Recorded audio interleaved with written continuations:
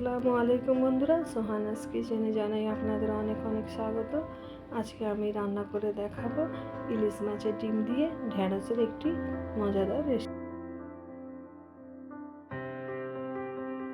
এই রান্নার জন্য আমি এখানে নিয়ে নিয়েছি 250 গ্রাম ইলিশ মাছের ডিম। তার মধ্যে আমি দিয়ে দিলাম স্বাদ মতো লবণ আর দিয়ে দেবো অল্প একটু হলুদ গুঁড়ো দিয়ে খুব ভালো মতো করে একসঙ্গে মাখিয়ে নেব। এবার চুলায় একটি প্যান বসিয়ে দিয়েছি, তার মধ্যে দিয়ে দিয়েছি বেশ কিছুটা সরিষার তেল। তেলটা গরম হয়ে আসার পর আমি ডিমগুলো একটা চামচের সাহায্যে অল্প অল্প করে বড়ার মতো করে ভেজে নেব।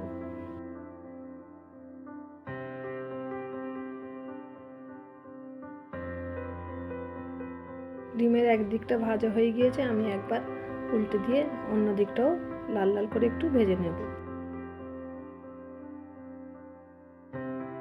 ডিমগুলো লাল লাল করে ভাজা হয়ে গিয়েছে, এবার আমি এক এক করে একটা অন্য জায়গায় ডিমগুলো তুলে রাখবো।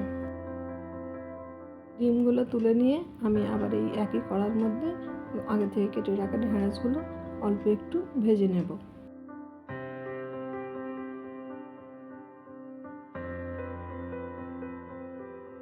ঢেঁড়সগুলো আমি ওই 2-3 মিনিটের মতো অল্প একটু ভেজে নিয়েছি। এবার রান্নার জন্য চুলায় একটি কড়াই বসিয়ে নিয়েছি, তার মধ্যে দিয়ে দেবো বেশ কিছুটা সরিষার তেল।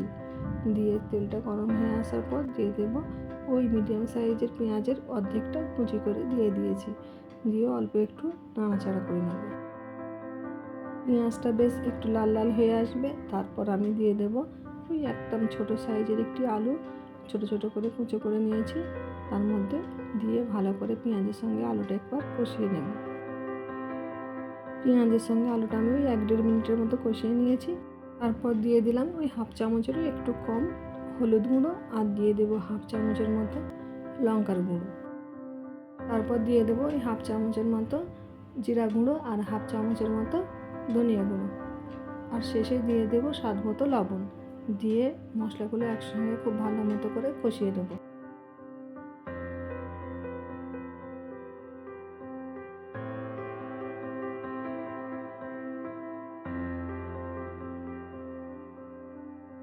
আলুর সঙ্গে মশলাগুলো খুব ভালো মতো করে কষানো হয়ে গিয়েছে। তারপর আমি অল্প একটু এখানে জল অ্যাড করব, নাহলে মশলাটা নিচে লেগে যেতে পারে। দিয়ে আবারও একটু মশলাটাকে কষিয়ে নেব। এবার আমি দিয়ে দেবো হাফ চামচের মতো একটু রসুন বাটা। দিয়ে মশলার সঙ্গে ভালো করে কষিয়ে নিয়েছি। তারপর দিয়ে দেবো আগে থেকে ভেজে রাখা ঢেঁড়সগুলো। দিয়ে খুব ভালো করে আলুর সঙ্গে ভালো করে কষিয়ে নেব। ঢেঁড়সটা আমি ভালো মতো করে কষিয়ে নিয়েছি। এবার আমি দিয়ে দেবো অল্প একটু জল। দিয়ে আবারও ঢেঁড়সটাকে কষিয়ে নেব।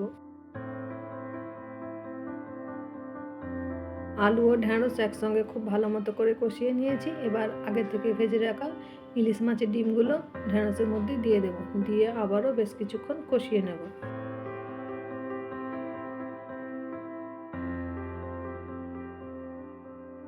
সব কিছু একসঙ্গে ভালো করে কষিয়ে নিয়েছি। এবার আমি দিয়ে দেবো অল্প একটু জল। দিয়ে ঢেঁড়স আর আলুটাকে সিদ্ধ করে নেব। এখানে আমি অল্প একটু জল দিয়েছি, আর একটু জল এখানে অ্যাড করব। দিয়ে ঢাকনা বন্ধ করে বেশ কিছুক্ষণ হতে দেব।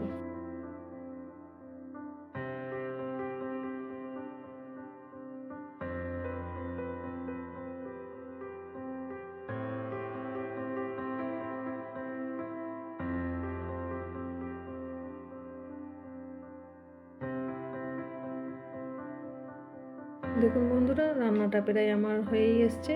আমি ঢাকনা খুলে তরকারিটা একটু নাড়াচাড়া করে দেব। আর যেটুকু জল এক্সট্রা আছে আমি জলটা আঁচে বসিয়ে একদম কম করে নেব। রোজ রান্নার তরকারিতে জল থাকলে কিন্তু একেবারে সে আসল স্বাদটা পাওয়া যাবে না। হালকা আঁচে বসিয়ে তাই আমি একদম জলটাকে কমিয়ে নিচ্ছি। আমার তরকারিটা দেখেই বুঝতে পারছেন আমার তরকারির মধ্যে কিন্তু একটুও জল নেই। গরম ভাতের সঙ্গে তরকারি খেতে খুব ভালো লাগে। বন্ধুরা, আপনারা চাইলে আমাকে ফেসবুক আর ইনস্টাগ্রামেও ফলো করতে পারেন। আর আমার রেসিপিটি যদি ভালো লেগে থাকে আমার চ্যানেলটিকে সাবস্ক্রাইব করে দেবেন আর লাইক কমেন্ট শেয়ার করে দেবেন। আল্লাহ হাফেজ।